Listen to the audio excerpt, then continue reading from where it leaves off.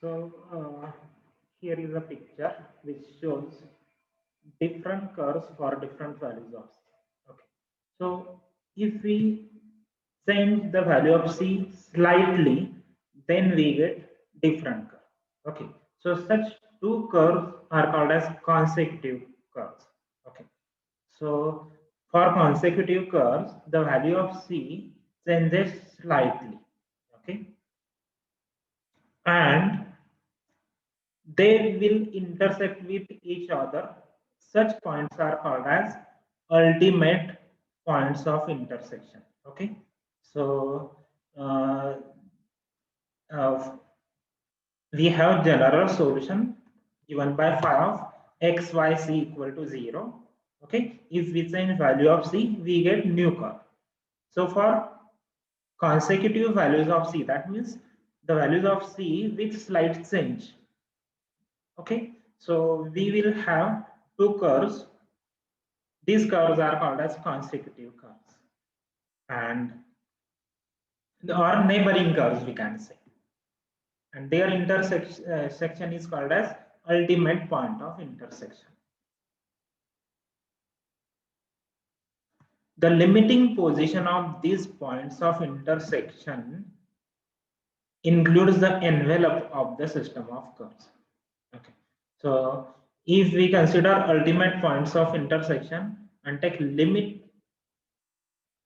as okay, here we are changing value of c. So if we take limit, then we get the limiting value of ultimate points, and such collection forms envelope of the system of curves. A curve which at each of its points is tangent to an element of one parameter family of curves phi of xyz equal to 0 is called envelope. That means we have general solution phi of xyz equal to 0. If we change c, we get new curve.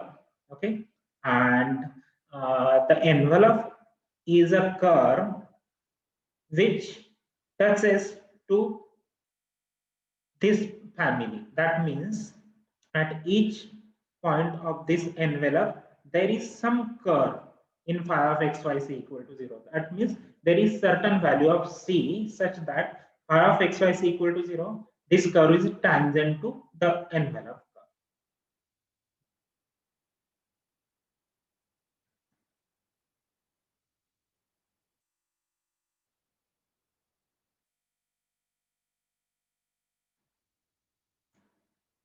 So such envelope can be found using different ways. First thing is eliminate c between phi of x y is equal to 0 and partial derivative of phi with respect to c equal to 0. That means the envelope is part of locus of c discriminant relation.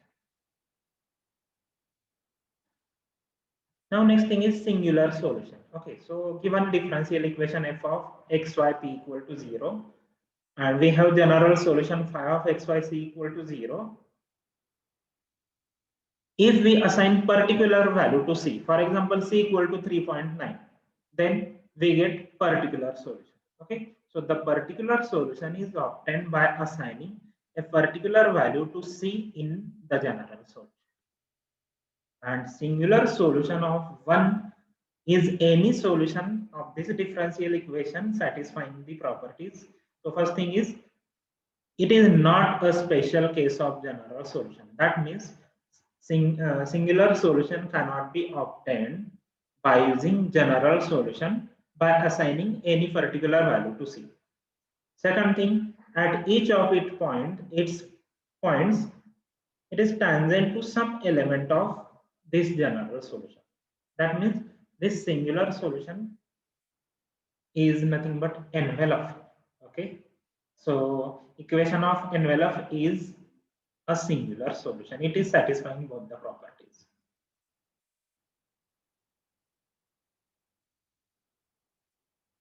Now, at the points of ultimate intersections of consecutive curves, the p's for the intersecting curves become equal. Okay, so in the limit both the curves will be the same. That means the values of p are also same. That means p discriminant relation contains the equation of NL. Okay, so what we have seen, p as well as c discriminant relation contains NL.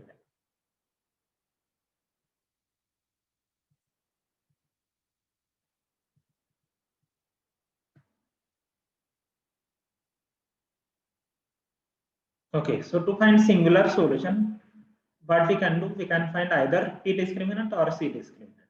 Okay, so here is one example where which is Clerios form, so we can have general solution. But note that this general solution y equal to cx plus a into square root 1 plus c square. This is not required form. Our required form is phi of x, y, c equal to 0. Okay, so there is square root of 1 plus c square. We need to simplify this. Okay, we don't want this square root thing. Okay, so if we simplify, it becomes y minus cx bracket square equal to a square into 1 plus c square, which on simplification gives 3. So this 3 is phi of x, y, c equal to 0. Okay, so to find c discriminant, we need to differentiate this phi with respect to c and equal to 0. Dou phi by dou c equal to 0, and then eliminate c between this and the general solution phi of x, y, c equal to 0. Okay, so note that we don't have to differentiate this equation too. This is not phi of x, y, c equal to 0. Okay, so first simplify it, write this as phi of x, y, c equal to 0. Differentiate with respect to c equal to 0. Okay, so we get c equal to minus xy upon a square minus s square. Substitute in this equation 3, and then you will get c discriminant solution, c discriminant relation. So this is C discriminant relation, and it can be verified that it is envelope and it is solution. Okay. So for the same equation, we can use P discriminant to find envelope. Okay. So if we differentiate given differential equation with respect to P and eliminate P between new equation and given D, then also we get same relation.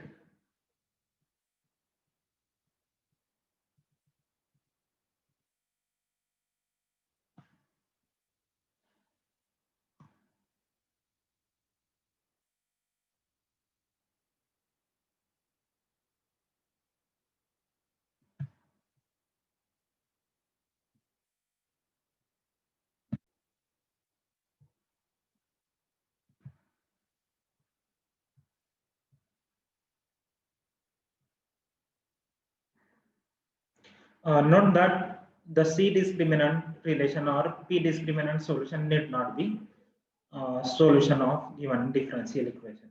Okay, so we need to check whether it is solution. Okay, so we can find these relations and verify that these are solutions. If these are solutions, then we can take them as singular solutions or envelopes. So let us revise. The P discriminant relation of differential equation f of xyp equal to 0 represents locus of points for which the equation 1 has equal values of p. That means repeated roots. Okay. C discriminant is obtained by C discriminant is a relation of the general solution. C discriminant relation of general solution 2 represents the locus of points for which the equation 2 has equal values of C. Equation 2 means general solution phi of xyc equal to 0. 3. The envelope of the general solution, family of general solutions, is locus of points of ultimate intersection of consecutive curves. Okay. At each point of the envelope, there are two equal values of P. At each point of envelope, the consecutive curves match. Therefore, there are two equal values of C also. Therefore, singular solution representing envelope must appear in both the P and C discriminant relations. Okay. So, if we have envelope, then it must appear in both P as well as C discriminant relations.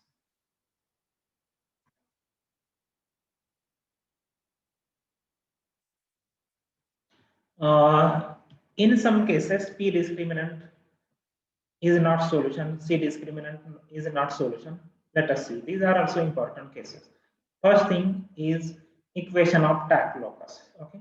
So we have seen that if we consider two consecutive curves, then we can find ultimate points of intersection. If we take limit, okay, here arrow is to left hand side. Okay, so limiting it shows direction to take limit. Okay, so if we take limit in this way, then we get the points where both the curves match. Okay, so all the so if both the curves match, then we get the points which form envelope. Okay, we can take limit in another direction. That means in opposite direction. Okay, so if we if we continue changing the value of C, then the ultimate point of intersection will move to right hand side, and these 2 points, okay, there you can see that there are 2 points, ultimate points of intersections. Okay, so if it move to right hand side, if we move one curve to right hand side, then these 2 will coincide and these 2 curves touch each other. Okay, so these 2 curves just touch each other.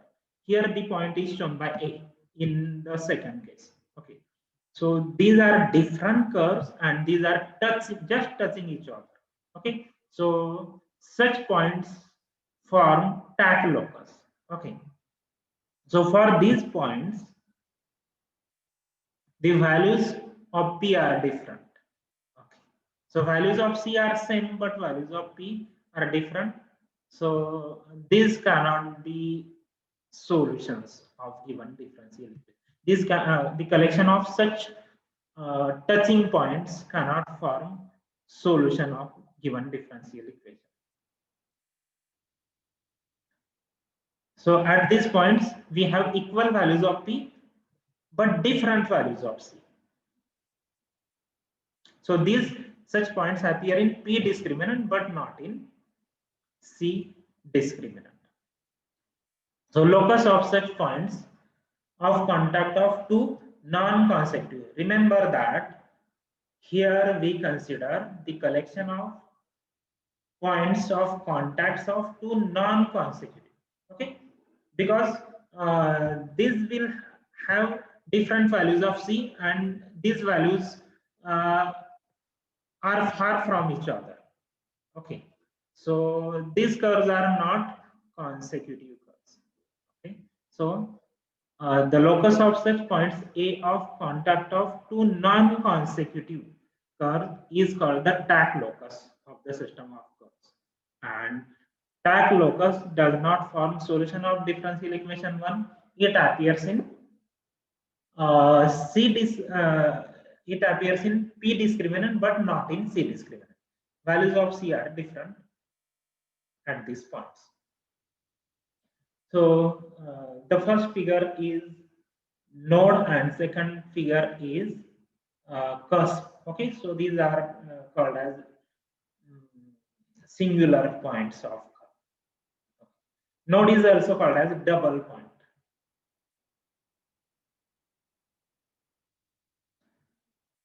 Next case is nodal locus. Okay. So the general solution phi of x y is equal to 0 may represent a set of curves, each of which has a double point. Okay, we may get a solution curve with such node. Okay, and if we change value of c slightly, we get another curve, but node is there. Okay, so position of node will change, but node is always there. So it is clear from this figure. Okay, so suppose we have gamma 1, gamma 2, gamma 3, and so on. These are the curves obtained by assigning different values of c in the general solution. Okay, and if we trace out the curve using the points, nodal points, then this is called as nodal locus. In the limit, the nodes of consecutive curves coincide upon the nodal locus. Therefore, the points on nodal locus are ultimate points of section of consecutive curves. These are ultimate points. Therefore, the equation of nodal locus must appear in the C discriminant relation. Remember that for TAC locus, it appears in P discriminant but not in C discriminant. Here, this appears in the C discriminant. Okay, so nodal locus must appear in the C discriminant. Now, what about P discriminant? In general, these the points of nodal locus do not appear in the P discriminant. But there are some differential equations where the points of nodal locus may appear in the P discriminant also. Okay, so we discussed these two cases. So first case here, you can see that at nodal point, if we take tangent means P is dy by dx. Okay, so this tangent is shown by green color, tangent to nodal locus, and tangent to solution curve. There are two tangents, so these are different. Okay, so tangents do not match means the values of P are different for the nodal locus curve and the solution curve. Okay, so in this case, the nodal locus will not appear in the P discriminant relation.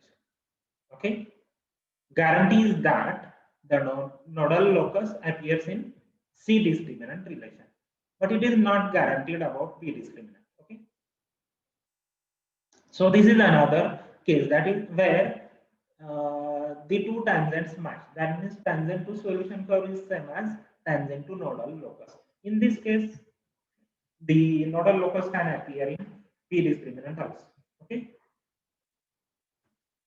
So TAC locus appears only in P discriminant and not in C discriminant, guaranteed. Nodal locus appears in the C discriminant. It may appear in P discriminant or may not appear in the P discriminant. It is not guaranteed. Case to case, it will change.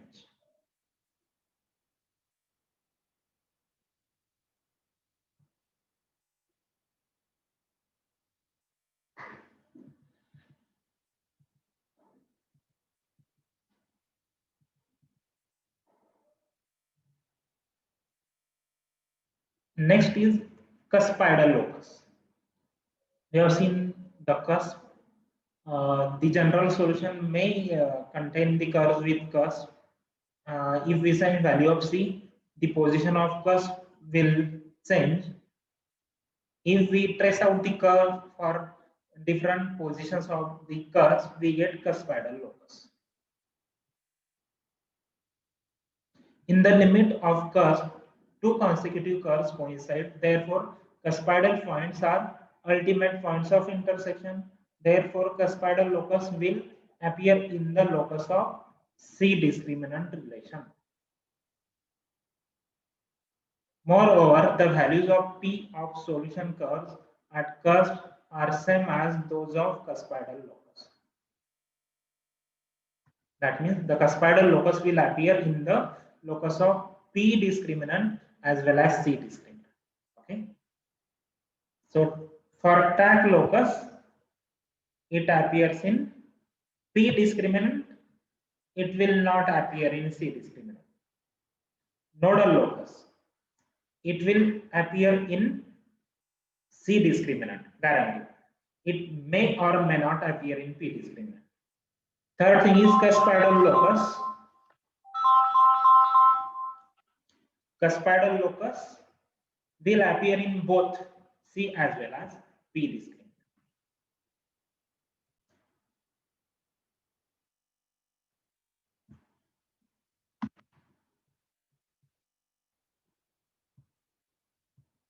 But remember that though cuspidal locus appears in P as well as C discriminant, in general it is not enveloped.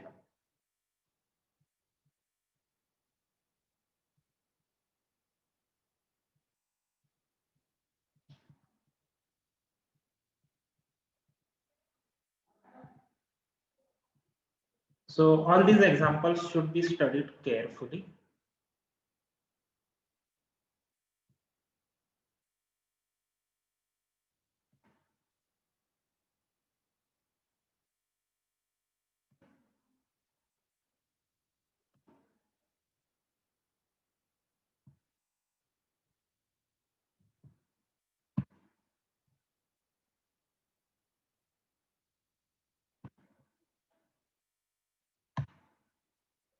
You can have some differential equations where cuspidal locus is a singular solution. Okay, example is given in the notes.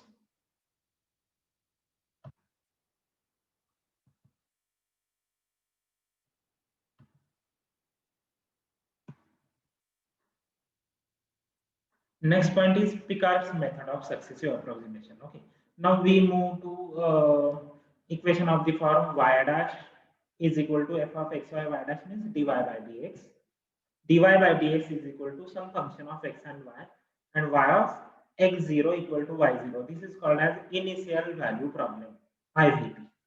Okay, so here we discuss the condition when we have unique solution to this problem. Okay, so first step is equivalence between this initial value problem and integral equation.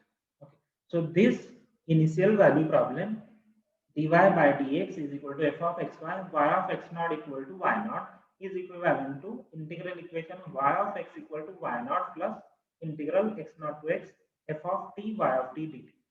Okay, remember that this first term y0 is initial value. Okay, so we cannot put any other value here. Second important thing is limit of integration.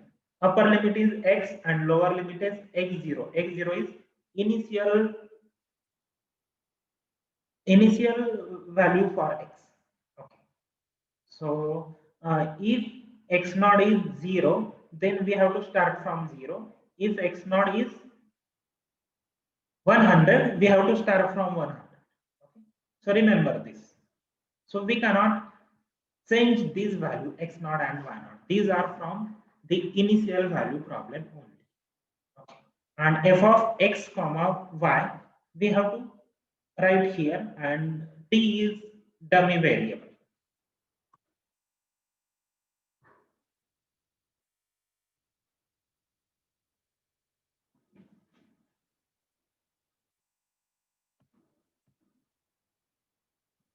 Now method of successive approximations.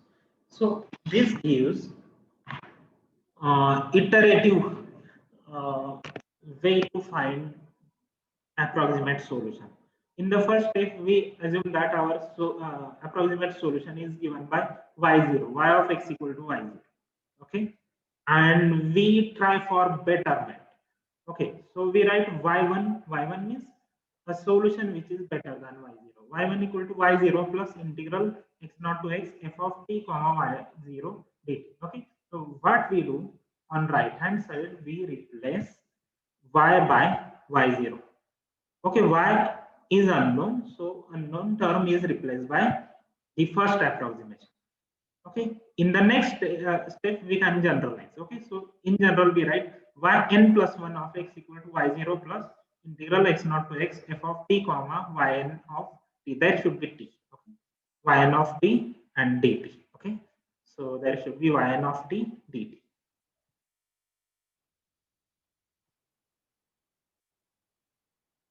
And we can have some examples. So next thing is Picard's theorem. This gives condition for existence and uniqueness. So what this theorem says, the function f and its partial derivative with respect to y, both are continuous functions of x and y on some closed rectangle R in the plane. We need to consider this x naught y naught as interior point of this rectangle.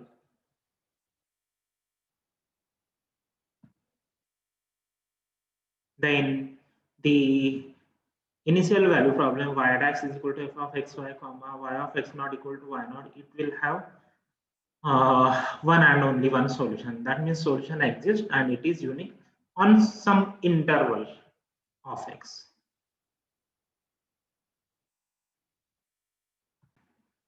Thank you. Best wishes.